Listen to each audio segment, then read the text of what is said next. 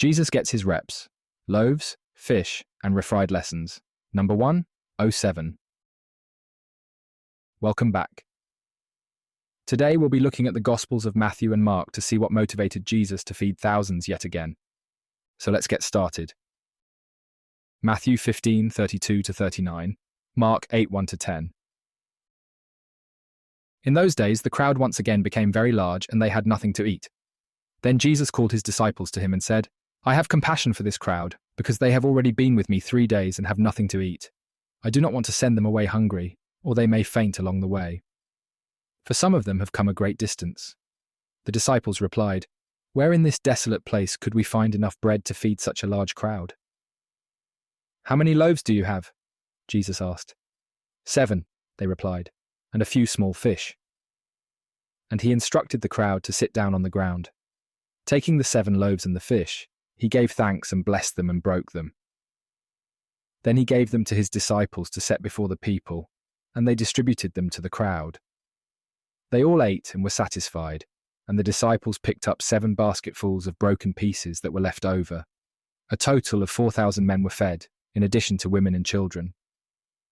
After Jesus had dismissed the crowds, he got into the boat and went to the region of Magadan, the district of Dalmanutha. My thoughts. This is the second time Jesus fed thousands of people. The first time the people's motives were exposed as superficial and certainly not spiritually oriented. Jesus put his finger dead in their hearts with this saying, "Truly, truly, I say to you, you seek me, not because you saw signs, but because you ate of the loaves and were filled."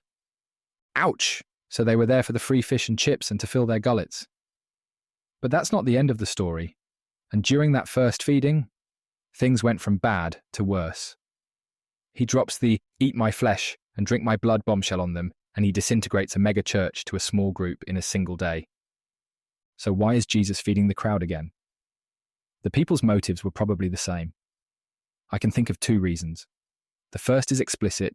Jesus has compassion for them. Jesus' motives were crystal clear on this. He loved the people.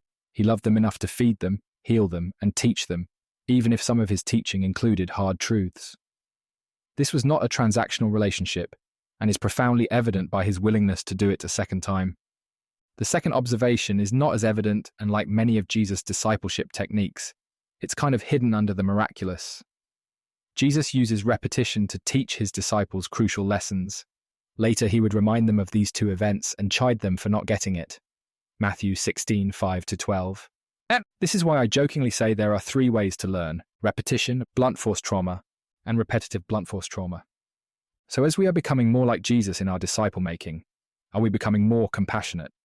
Are we willing to teach the same lessons over and over again? These are 2 key ways we can emulate the Master.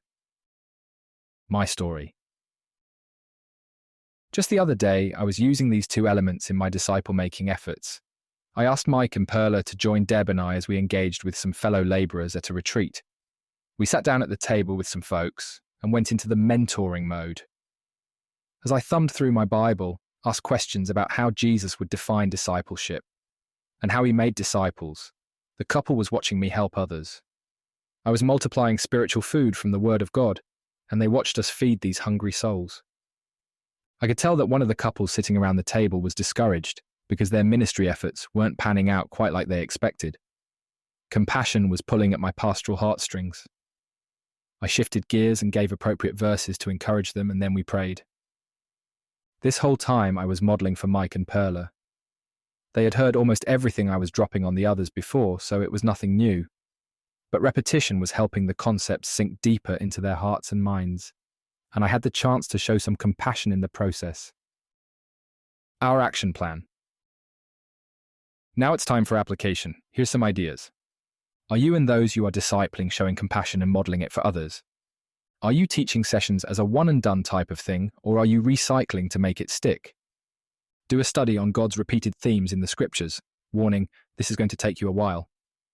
Jesus' second miracle of feeding thousands shows his enduring compassion and his knack for teaching through repetition, reminding us that discipleship is all about love and learning through repetition. Let's follow his lead by showing compassion and recycling lessons until they stick.